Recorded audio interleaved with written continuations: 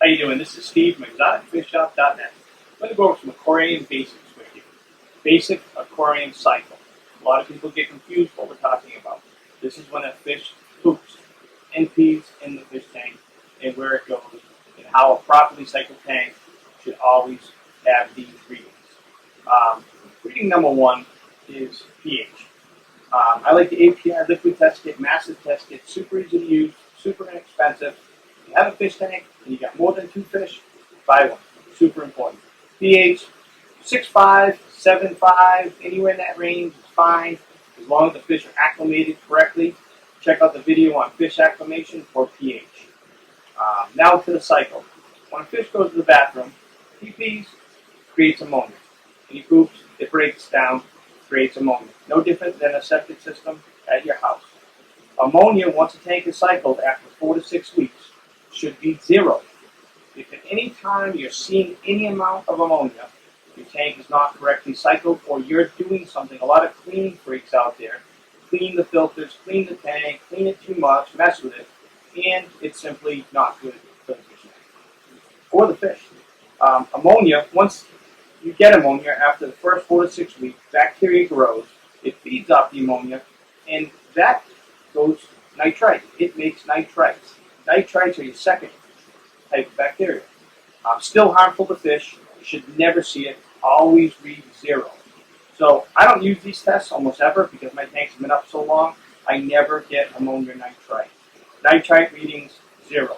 Ammonia readings 0. Nitrite goes to the bathroom also. It creates nitrates. Nitrates are fine. In nature's environment, nitrates are used up by anaerobic bacteria, which you cannot recreate easily in an aquarium environment, and it's why we do water changes. Sensitive fish, like discus, stingrays, stuff like that, really need to be below 50 parts per million. Other fish can be, even 100 parts per million, and you do a water change. A lot of people think when they do their water change, they do a 30% water change, and they're like, wow, I still have nitrates. Well, if you have 100 parts per million nitrate, and you only take out 30% of it, calculations would say you would have 70 parts per million left. Very simple to figure out. Next month, if the nitrates are up to 120, you can't do a 30% water change because sooner or later the nitrates will overcome the fish tank and the fish will die. So it's pretty simple. Check your nitrates. It's the reading. It's the end result. After months of the aquarium being up, it shows you how you're doing. The fish load, I get that question a lot. People ask me, how many fish can I put? If you have no ammonia, no nitrite, and you're keeping the nitrate level below 50 to 75 parts per million, you can put as many fish as you want. Some people have way overstocked tanks. Well, that means they need to do more water changes. The nitrate level will go up faster. If you're seeing ammonia nitrite, your bio load in your tank is not good enough for the amount of fish load you have, whether it be big Oscars or big fish.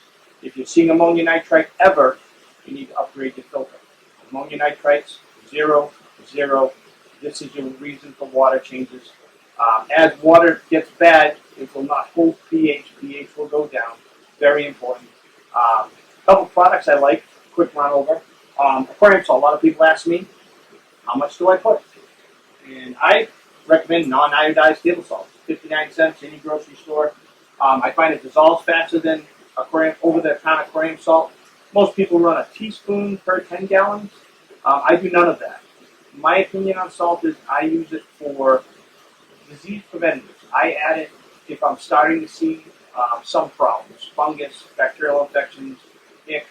Then I'll add, over that. I'll add 2 teaspoons per gallon, no problem. And then as my water changes increase, I will just let the salt come out of the water. I won't be adding it. And if I see an issue, I'll re-add salt. I don't really use it on a day-to-day basis. I use it as disease control. Salinity increases, it makes it hard for bacteria to grow, and the salinity fluctuation kills parasites. That's the deal with salt. I do recommend that if fish come in, getting new fish, Super Cure, probably the best general product out there to use. Super Cure, even at a half dose, is a great preventative on new species coming into your tank. If you got a hospital tank, it's separate on a full dose. It doesn't hurt anybody. The packet says scaleless fish. I've used on every fish known to man. Full dose, I've never seen an issue ever. Do not go over the full dose freezer package. It's pretty simple. They sell it in smaller quantities also.